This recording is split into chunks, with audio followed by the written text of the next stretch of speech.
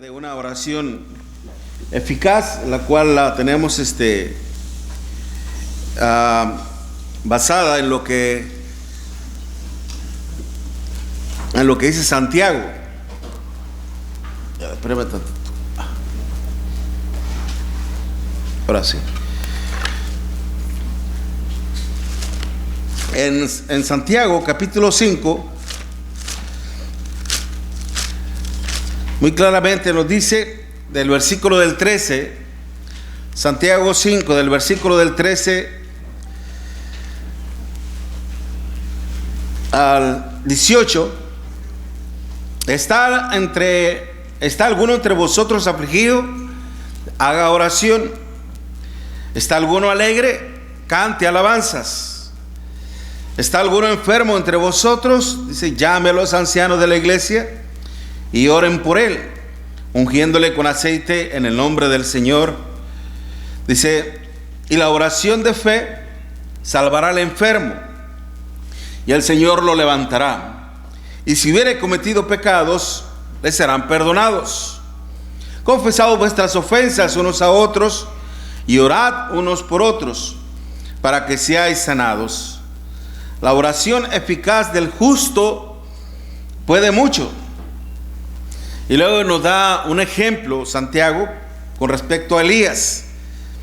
Dice, Elías era un hombre sujeto a pasiones semejantes a las nuestras, y oró fervientemente para que no lloviese, y no llovió sobre la tierra por 3 años y 6 meses. Ahí vemos la referencia en primer libro de Reyes, capítulo 17. Dice, y oró, y otra vez oró, y el cielo dio lluvia y la tierra produjo su fruto. Cuando nos da este ejemplo, dice que Elías, hermanos, un profeta de Dios, que cuando, aparte de que Elías era un hombre, lo menciona, era un hombre sujeto a pasiones. ¿Qué implica esto? Que era un hombre común, un hombre simple, un hombre que, así como todos nosotros, que a veces sentimos hambre, a veces sentimos sueños, a veces sentimos necesidades, también de diferentes índoles o tipos o maneras. A pesar de ser un hombre común y simple, cuando este hombre oraba a Dios, hermanos, era oído por el Señor, escuchado, y más aún, Dios hacía lo que él le pedía. Anteriormente se me hizo una pregunta con respecto a la palabra, la oración del justo. Ciertamente hay otros textos, como en Romanos capítulo 3, dice que no hay un justo, ni siquiera uno. ¿Ok?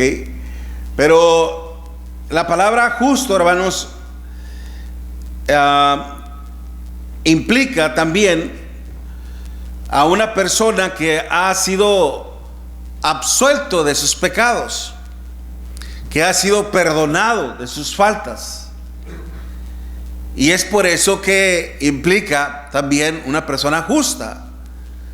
Como cuando Pablo decía, mas vosotros ya habéis sido lavados, ya habéis sido santificados, ya habéis sido justificados. Glorificad pues a Dios en vuestros corazones, ¿no? Entonces, todos los que hemos obedecido al Evangelio ya nos podemos proclamar como justos. No porque no hayamos cometido ningún pecado. Esa es la gran diferencia entre nosotros, la iglesia, y Cristo mismo. Él es el justo en toda la extensión de la palabra. Él es el perfecto en toda la extensión de la palabra. Él, estando en nuestra propia humanidad, estando en nuestra propia semejanza, Él nunca pecó. A pesar de haber sido tentado en todo, como dice Hebreos capítulo 4, versículo 14 en adelante. Él, a pesar de que él fue tentado en todo, como Elías, que él nunca pecó. A diferencia de Elías, hermanos, era un hombre ciertamente muy temeroso de Dios, pero que en algún momento claudicó. Y la escritura nos dice, hermanos, que todo aquel que duda comete pecado. Y Elías tuvo un momento de debilidad en su vida que pecó. Primero desafió a los 50 profetas de los Baales, y luego después, por la amenaza de una simple mujer, tuvo miedo. ¿Okay? Y empezó a tener una disputa o un pleito con Dios. Sin embargo, por eso muy diferente a Elías, el Señor, él era justo en toda la extensión de la palabra, él nunca pecó. Pero cuando nosotros alcanzamos la justificación, el perdón de nuestros pecados, ya tenemos una relación con nuestro Dios. Mas sin embargo, para que podamos tener acceso al Padre mediante nuestra oración, es por eso que tenemos que recurrir a la persona correcta. ¿Okay? Por eso estamos hablando en cuanto a la oración en sí, de que así como Elías, cuando él oraba y era escuchado por Dios y era favorecido por Dios, así también nosotros, si tenemos la misma fe, si tenemos el mismo temor, si hacemos las cosas como Dios manda, hermanos, Dios nos puede escuchar. Pero déjeme decirle una cosa: el hecho de que nosotros oremos, óigalo bien, el hecho de que nosotros oremos como lo manda Dios, es decir, a Él, por medio de Cristo y de acuerdo a su propósito, ¿Dios nos va a conceder lo que querramos? Es una pregunta. No, sí. Algunas veces no. Algunas veces no. Sí. ¿Quién más quiere opinar? Le voy a repetir la pregunta. El hecho de que nosotros oremos a Dios como Él lo manda, es decir, orando a Él a través de Cristo y conforme a su propósito, ¿Dios nos va a conceder lo que le estamos pidiendo? Dios dice que no lo vemos. Ajá. Es que depende, hermano, lo que pidas. Ajá. Hay cosas que nosotros pedimos, pero nos van a hacer daño y Dios no nos va a conceder por eso. Ok, bien. Ciertamente, tal vez algunos no responden porque no tienen la respuesta, ¿sí? Otros tienen una respuesta en base a lo que han aprendido, en base a lo que han, pues sí, entendido en la palabra de nuestro Dios. ¿Okay? Pero la respuesta es complicada y a la vez simple. Y simplemente es no. Simplemente no. El hecho de que esto nos garantice de que Dios nos escuche, esto no significa que Dios nos va a dar lo que querramos. Un claro ejemplo tenemos de esto. Cuando nuestro Señor Jesucristo, antes de empezar su calvario, que Él fue al huerto del Getsemaní, empezó a orar. ¿Y qué era lo que Él decía? Haz que pase de mí esta copa, mas no se haga mi voluntad, sino la tuya. ¿Okay? Y cuando el Señor decía, si es preciso, haz que pase de mí esta copa, es decir, si es preciso, Dios, que podamos evitar todo este calvario, que podamos evitar todo este sufrimiento. ¿Okay? Esa era la petición del Señor. Y oró 3 veces. ¿Y cuál fue la respuesta de Dios? ¿Cuál fue la respuesta de Dios? Estoy confundido un poco. Ok. La pregunta que hiciste fue en base a Dios. Ajá. Porque, bueno, la pregunta que hiciste fue muy clara, yo la entendí así. Ajá. Que es conforme la voluntad de Dios y conforme a lo que Dios en su plan tiene. Ujú. Entonces ahí sí Dios sí contesta. Ajá. Si nosotros estamos conforme al plan que tiene y la voluntad de Dios, conforme Dios nos pide que lo hagamos, entonces sí va a responder. Y ahorita me estás diciendo otra cosa. Tiene razón, Me tiene estás razón. planteando otra cosa. Por la cuestión de el último, la parte que está señalando conforme al propósito de Dios, es cierto, tiene razón. Cuando es conforme a la voluntad de nuestro Dios, sí. Que por eso decía que es medio complicado, pero tiene razón. Okay. Claro, lo que se está señalando es aplicable a lo que estamos señalando precisamente.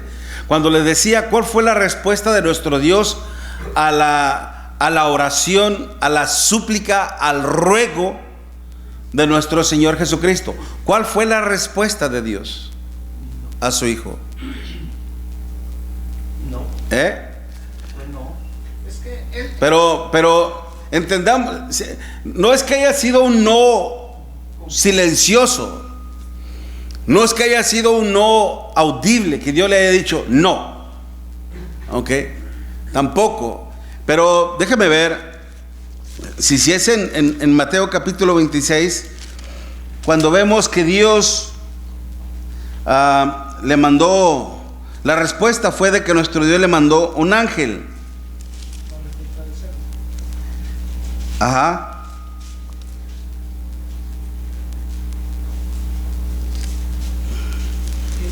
En Lucas, mándeme. en ese tema, el Señor Jesucristo sabía lo que tenía que hacer la voluntad de su Padre. Ciertamente. Él oraba, yo lo he entendido así, él oraba, pero conforme a su capacidad humana de todo lo que iba a sucederle, Sí. le iba a venir, pero él tenía que cumplir espiritualmente con lo que se le había pedido.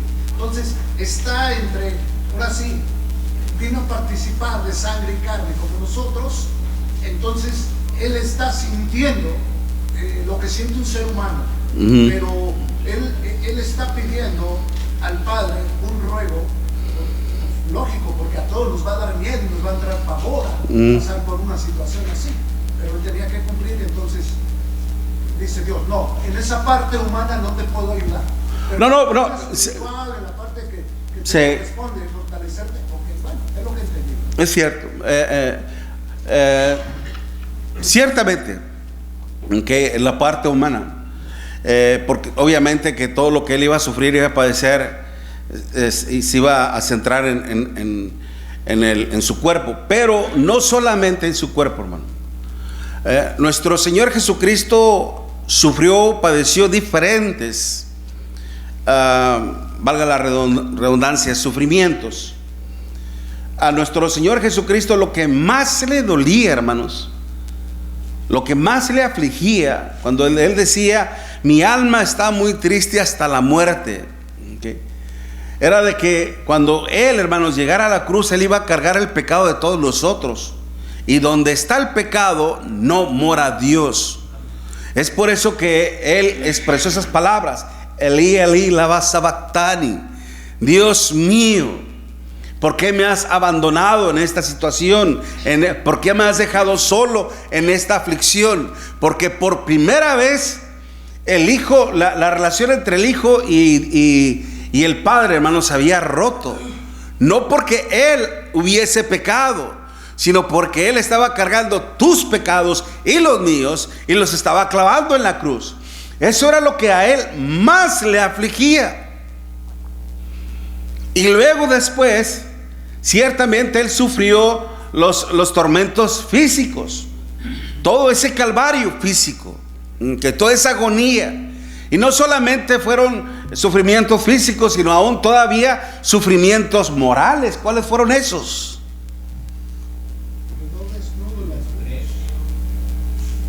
La vergüenza. A los suyos vino y los suyos no le recibieron.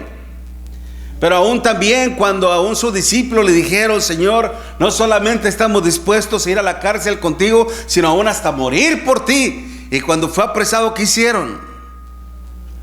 Le dejaron solo. Y es por eso que el Señor les dijo, vosotros seréis esparcidos, me abandonarán, pero no estoy solo. Ajá, exacto, Dios, el Padre está conmigo.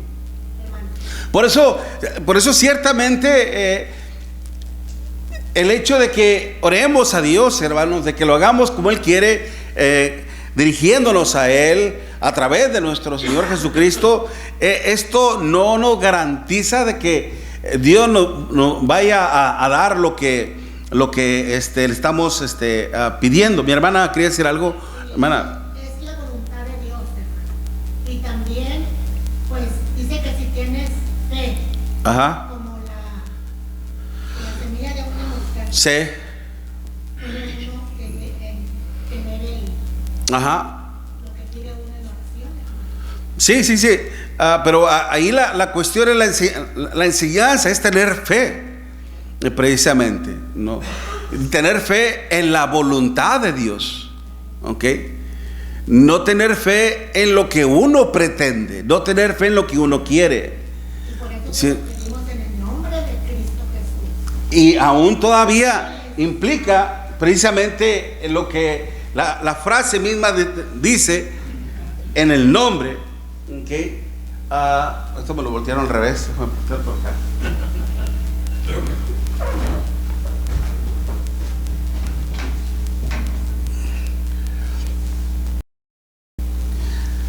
Por eso que quería dejar muy en claro esto precisamente. Okay. Tenemos varios ejemplos en la Biblia de personajes que oraron a Dios y Dios les dijo que no. Ajá. Tenemos a Moisés, tenemos a Pablo. Ellos oraron, Pablo oraba por una enfermedad.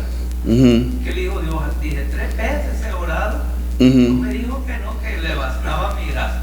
Entonces, nosotros tenemos que entender una cosa, hermanos, porque si no nos vamos a enredar todos. Y muchos hermanos ha sido el problema por el cual se han retirado de Dios. Ajá. Cuando Dios no les ha contestado las oraciones. ¿Me entiendes? Se sienten defraudados. Nosotros pedimos y queremos inmediatamente Ajá. las cosas. Ajá. No sabiendo que los resultados no van a ser buenos. ¿Me Sí. entiendes? Pero Dios los conoce y por eso hay veces que no recibimos las cosas. Ajá. Porque Dios sabe lo que nos va a ayudar y lo que nos va a hacer daño. Y cuando Él decide, pues Él es el dueño. Sí. Ciertamente, hermano, ciertamente, Él como Padre sabe lo que es bueno para nosotros. Okay. Él sabe que si nosotros, si lo que estamos pidiendo es bueno para nosotros, lo va a conceder. Pero si Él ve que no es bueno para nosotros, no lo va a conceder, ¿no? Recuerdo una ocasión, por ejemplo, cuando mi hijo andaba con problemas de trabajo y obviamente al no tener un trabajo hay problemas financieros, ¿no? Y a haber problemas financieros empiezan los problemas familiares y es una cadena, ¿no? Y entonces yo empecé a orar por él y bueno, Dios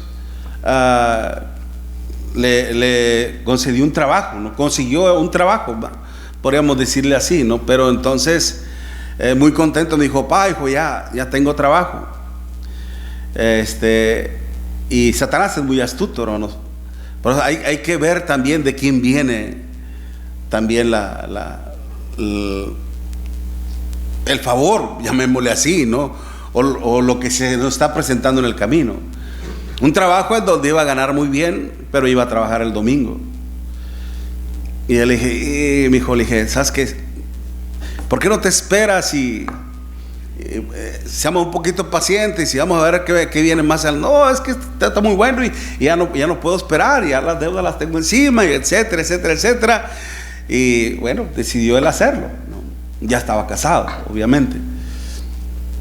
Entonces se fue por ese camino, ¿no?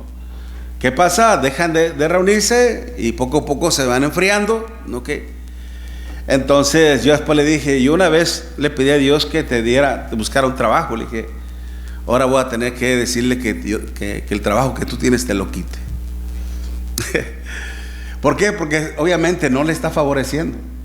Entonces, si uno como padre, uno puede sentir eso, hermanos, por el amor hacia nuestros hijos, pues cuánto más nuestro Dios. No, Él mismo nos dice, ¿verdad? Él como Padre misericordioso, si tú le pides pan, ¿acaso Él te va a poner una serpiente en tu mano? No, ¿verdad? Bueno, déjeme decirle esto.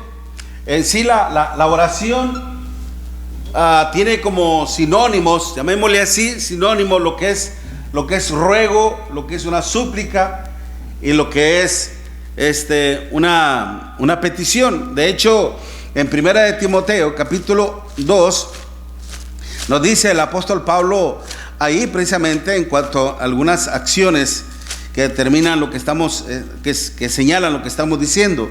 En 1 de Timoteo capítulo 2 y en el versículo 1 dice: exhorto ante todo a que se hagan rogativas, oraciones, peticiones y acciones de gracias por todos los hombres, ¿okay? Por los reyes y por todos los que están en eminencia, para que vivamos quieta y reposadamente en toda piedad y honestidad. Dice, porque esto es bueno y agradable delante de Dios nuestro Salvador. Entonces habla ahí, hermanos, precisamente de lo que nos dice, hagan rogativas, oraciones, peticiones, acciones de gracias. Pues ya es cuando uno da gracias a Dios por algún favor de parte de nuestro Dios, ¿no? Pero precisamente son como sinónimos, aunque una oración implica como la que hizo el Señor estando en el huerto de Getsemaní, orar al Padre, ¿okay? Pero una cosa es como un diálogo. De hecho, la misma palabra en oración, eukomai, esa es la palabra griega que se emplea, eukomai, implica como una petición, pedido que clama ayuda, ¿okay? Una petición que clama ayuda, como en el caso mismo de nuestro Señor Jesucristo en Hebreos capítulo 5 y versículo 7, ¿no? Cuando dice: Cristo en los días de su carne, ofreciendo ruegos y súplicas con gran clamor y lágrimas a aquel que le podía librar de la muerte, fue oído a causa de su temor reverente. Súplicas y ruegos. Una cosa es cuando hacemos una oración, por ejemplo, ahorita pasamos y hacemos una oración, implica lo que es un diálogo con el Padre. Es una forma, es un método mediante el cual todos nosotros podemos hablar con nuestro Dios. Okay.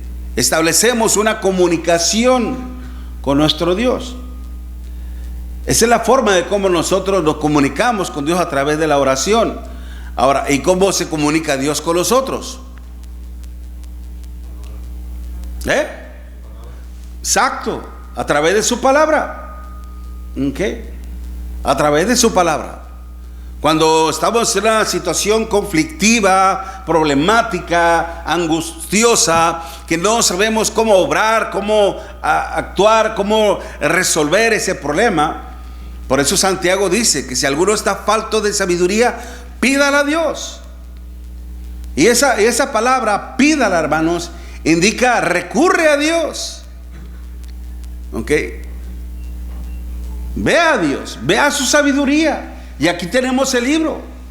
Aquí están todas las respuestas de parte de nuestro Dios, y la respuesta a cualquier situación en la cual nos encontremos. Por eso es muy importante leer la Biblia, estudiar la Biblia. Ahora, cuando hablamos de una oración, es un diálogo. Pero ya cuando estamos hablando de ruegos, okay, que esto está muy relacionado, porque ya estamos hablando de algo más persistente. Okay. Por ejemplo, cuando nuestro Señor Jesucristo le dijo a Pedro: Satanás os ha pedido para zarandearos como a trigo, mas yo he rogado por ti para que tu fe no falle. Rogado, hermanos. Okay. Déjenme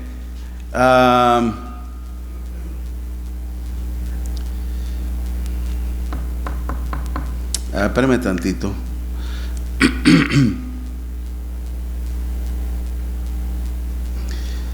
Estaba buscando la palabra ruego. Sería intenso. En sí es una a ver si lo tengo por aquí. Exactamente. Es una oración, pero es una oración persistente. ¿Ok? No, plegaria no. Plegaria no. Ciertamente es repetitivo, pero no repitiendo las mismas frases. De hecho, no es una cuestión repetitiva, sino más que todo es una oración, Una oración de urgencia. En esa humillación tiene que haber reconocimiento, humillación de parte de la persona. No, ya estamos hablando de actitudes que van en esa acción. Pero lo que trato de decirles, hermanos, de hecho es una oración persistente, es una oración continua. No, exactamente. Bueno, ya conlleva el fervor, ¿ok? Pero es como cuando Pablo dice: os ruego por la misericordia de Dios que presentéis vuestros cuerpos en sacrificio vivo. Os ruego. Es una cuestión insistente, esa es la palabra. Ya me acordé, ¿ok? Que está insistiendo, ¿ok?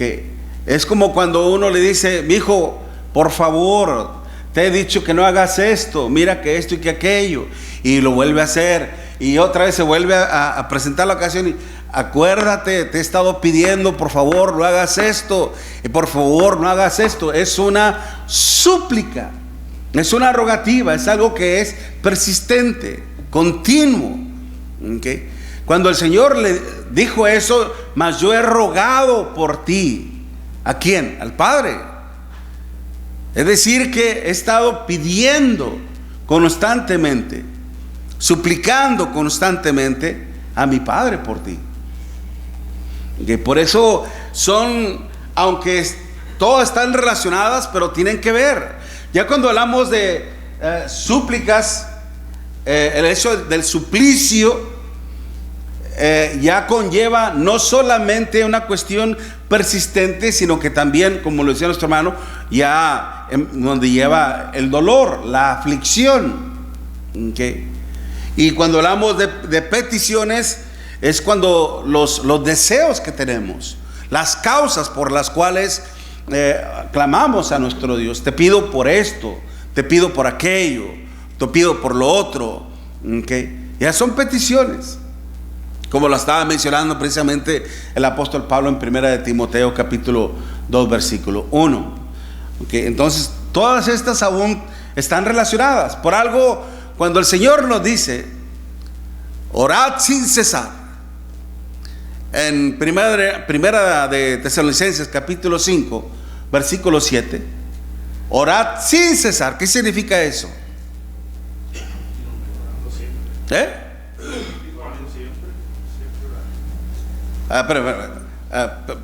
Hermano José Medrano, ¿qué? Continuamente. Hermano José, orando siempre. ¿Qué significa? Estar pendiente. Voy a dar un comentario un poquito más. A ver. Esto está buenísimo, está importante, pero también aquí es donde, como dice usted, implica hacerlo un poquito más, ¿cómo se dice?, de petición a Dios, que realmente nos interesa, necesitamos cuando hacemos esta oración. Entonces allí entra lo que muchos dicen, ¿no? No estoy de acuerdo, pero lo que muchos dicen, que ya el ayuno no es necesario. Aquí, en todo esto de lo que estamos viendo, entra también el ayuno a esas peticiones. Un comentario. Ok, el ayuno ya es una cuestión de opinión y es una cuestión muy personal. Aunque hay diferentes, ciertamente, hay diferentes tipos de ayuno. Por ejemplo, en el caso de nuestro Señor Jesucristo, cuando Él fue llevado por el Espíritu del Señor al desierto, dice que ayunó 40 días y 40 noches. La pregunta es, ¿qué ayunó? ¿Qué ayunó? El ayuno implica privación, ¿ok? Privarse de algo, restringirse, limitarse de algo, ¿ok? Entonces, lo que el Señor se privó fue de comida, mas no de agua. En el mismo contexto, cuando Satanás le dice, si eres el Hijo de Dios, di que estas piedras se conviertan en pan. Satanás es muy astuto y sabe la necesidad de uno, ¿ok? De que el Señor no había probado comida, ¿ok? Pero el punto es precisamente a lo que señala el hermano. Es una cuestión personal. Si uno lo quiere hacer, bueno, a veces, por ejemplo, yo oro en ayunas todos los días, en ayuno. ¿Por qué? Porque al momento de despertarme me siento en la cama y lo primero que hago es ayunar, y estoy en ayunas. No he probado ningún bocado. ¿Sí me explico? ¿Ok? Ya que de repente sea algo que me distraiga de mi mente, algo que se me haga que a la prisa o algo, ¿okay? Cosa que es imposible a veces, pero suele pasar. Pero yo lo primero que hago, hermanos, antes de poner, o levantándome, poniendo el pie, lo primero que hago es orar, y lo hago en ayunas. Pero no es una cuestión de doctrina, aquí es una cuestión de opinión, es una cuestión muy personal, ¿okay? Pero ciertamente, ¿okay? Ayudan mucho. La cuestión aquí, orad sin cesar, ciertamente es no cansarse. La cuestión es orar sin cesar, no dejen de orar. ¿A quién? Al Padre. ¿Por qué razón? ¿Por qué razón, hermanos? Porque es importante orar a nuestro Dios. ¿Se acuerdan cuando nuestro Señor Jesucristo se fue a orar nuevamente al huerto del Getsemaní y se llevó a Pedro, a Jacobo y a Juan? ¿Y para qué se los llevó? ¿Nada más para que le hicieran sombra?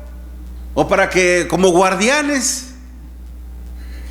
¿Para qué los llevó el Señor? El Señor los deja ahí, le dicen, oren conmigo, y yo me voy a ir. Él se apartó a una distancia, y luego cuando Él ora por primera vez, regresa con los discípulos. ¿Y cómo los encontró?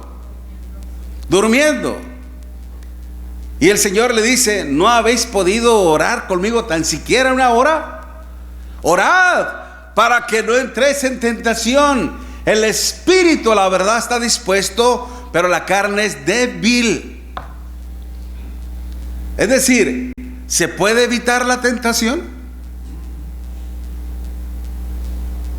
¿Se puede evitar la tentación? Sí, se puede evitar. El Señor nos dice, orad para que no entréis en tentación. El espíritu, la verdad, está dispuesto, pero la carne es débil. ¿Ok? Por algo decía de Elías era un hombre sujeto a pasiones. La carne es débil. La carne siempre va a tirar a la carne, y el espíritu hacia lo espiritual. Pero podemos vencer eso mediante la oración. Es por eso que es muy importante el orar continuamente a nuestro Dios, hermanos. Manifiesta nuestra total dependencia a nuestro Dios, que dependemos siempre de Él. Aparte de eso, hermanos, es un mandamiento. Cuando dice el Señor, orad sin cesar, esa palabra cuando termina en D, orad, está en un modo imperativo. ¿Ok? Está en un modo imperativo, indicando que es un mandamiento de parte de nuestro Dios. Oren continuamente. No solamente en el culto, hermanos, está implicada la oración, sino aún en todos los aspectos de nuestra vida. Enseñar a nuestros hijos a hacer una oración también, para que ellos se vayan familiarizando con las cosas de nuestro Dios. Decía, oye, ¿por qué pusiste a orar a este niño si este niño todavía no es bautizado? Le dije, pero no tiene pecado. El pecado lo tienes tú, lo tengo yo. Le dije, simplemente es una forma de educación a nuestros hijos. Obviamente no lo estamos poniendo en la adoración, pero en una reunión familiar, hermanos, al menos yo no veo ningún problema. ¿Okay? Simplemente es un niño.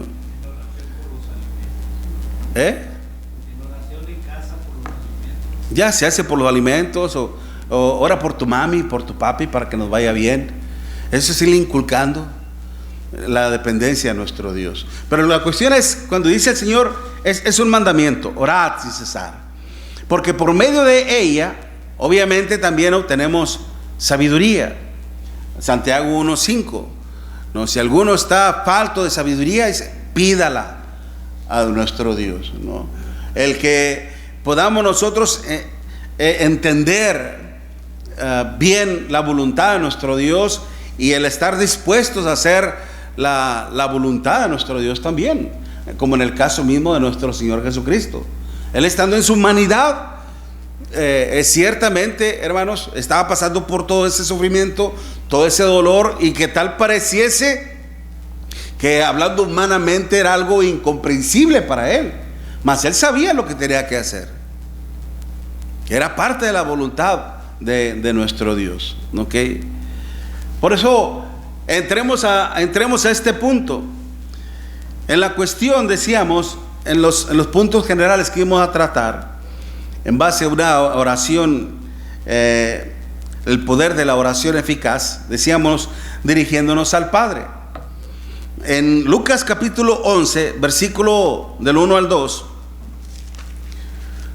Lucas 11,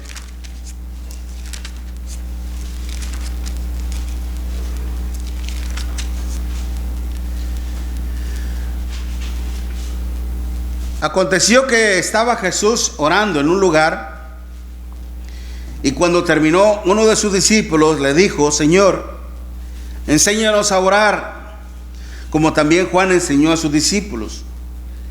Y él les dijo: cuando oréis, decid: Padre nuestro que estás en los cielos, santificado sea tu nombre, venga tu reino, hágase tu voluntad, como en el cielo, así también en la tierra. El pan nuestro de cada día, dásnoslo hoy.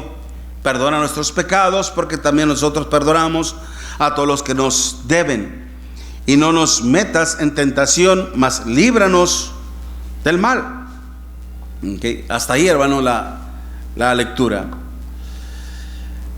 Siempre que vayamos a hacer una oración, hermanos, tiene que ser dirigida a nuestro Padre Celestial. Y esto obviamente es una enseñanza que el Señor, aún el Hijo de Dios, no lo dejó. Y tiene que ver con todo lo relacionado aún en su adoración, como aún principalmente en nuestras súplicas y ruegos que hacemos. A veces se cree, hermanos, que tenemos que algunos creen que tienen la libertad no solamente de orar al Padre, sino también de orar a nuestro Señor Jesucristo.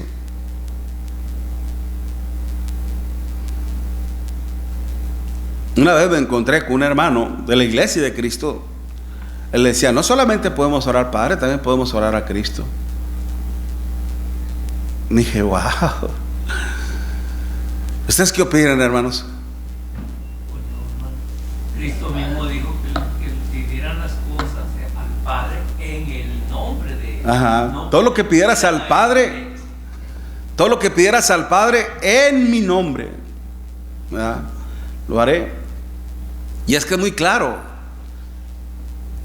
Y es muy claro, ¿no?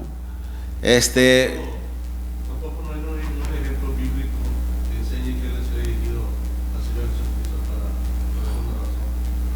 Que yo sepa. Ni yo tampoco. Aunque me estoy acordando, la cuestión es que a veces se malinterpretan uno de los textos, ¿no? Hay un texto que dice: Pedid y se os dará, tocad y os abrirá. No me acuerdo dónde está este texto, ahorita que se me vino a la mente.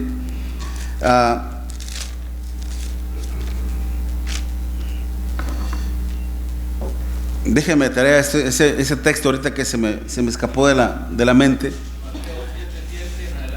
Mateo 7:7. Ok. A ver.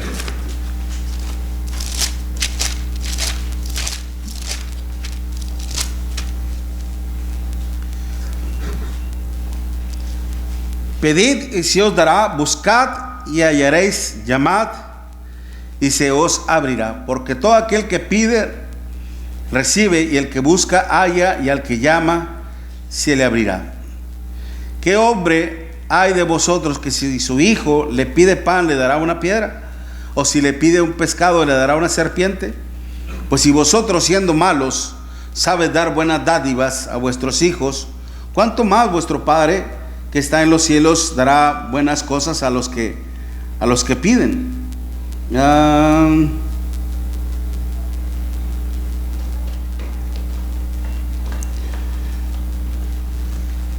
No está muy clara en cuanto a la idea que estamos planteando, ¿ok? Pensaba que esa era la que señalaba al Señor. Pero déjeme lo considero para la próxima clase.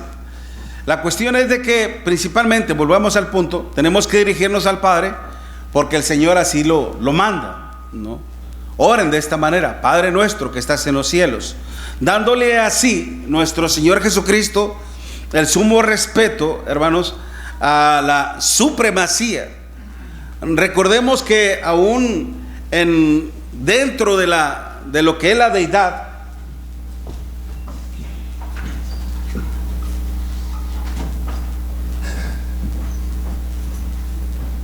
dentro de lo que hay en la deidad hay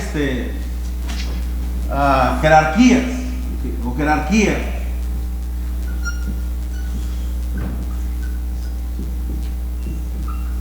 Que primero está el Padre, y luego el Hijo, y luego el Espíritu Santo. ¿Dónde podríamos ver nosotros ese nivel de jerarquía? En la deidad. Les pregunto, ¿dónde podríamos ver nosotros el nivel de jerarquía o de autoridad en la Biblia, hermanos? ¿En qué parte de la Biblia podríamos nosotros ver eso? Cuando hablo de la deidad, es de la naturaleza de un Dios, ¿no? Es la palabra teiotes. Es la palabra deidad, teiotes. No existe la palabra Trinidad. Literalmente, escrituralmente no existe la palabra Trinidad, pero sí en su manifestación. Sí en su manifestación. Pero más que todo la palabra más bíblica es la deidad. Y esa, por ejemplo, la encontramos en Colosenses 2, versículo 9. Porque en él habita corporalmente toda la plenitud de la deidad. Colosenses 2, 9. Y esa palabra deidad, ok, es teiotes, que implica una divinidad. En la divinidad, ok. Ahora bien, ya vamos a terminar, hermano. Nada más, acuérdese, la jerarquía está en Mateo capítulo 28 y versículo 19. Cuando dice el Señor: id y haced discípulos a todas las naciones. Y después dice: bautizándolos ¿en el nombre de quién? Del Padre, del Hijo y del Espíritu Santo. Y acuérdese que la palabra en el nombre implica autoridad, poder, ¿ok? Es decir, por la autoridad del Padre, por la autoridad del Hijo y por la autoridad del Espíritu Santo. Es decir, hermanos, que aunque los tres son iguales con respecto a una naturaleza divina, de que tienen el mismo poder los tres, pero ya en la cuestión de autoridad hay jerarquía. Primero es el Padre, luego el Hijo y luego el Espíritu Santo. ¿Sí me expliqué bien? ¿Okay? Por eso el Señor, cuando dice enséñanos a orar, los discípulos dijeron: enséñanos a orar Le dijo, ustedes van a orar así, dirigiéndose ¿a quién? Al Padre. ¿Okay? Si Él mismo lo hizo, pues es obvio que también nosotros tenemos que hacerlo. Vamos a dejarlo hasta aquí, hermanos. Seguiremos hablando de esto y ahorita, tal vez en la próxima domingo, Dios mediante, podamos tocar ese punto acerca de...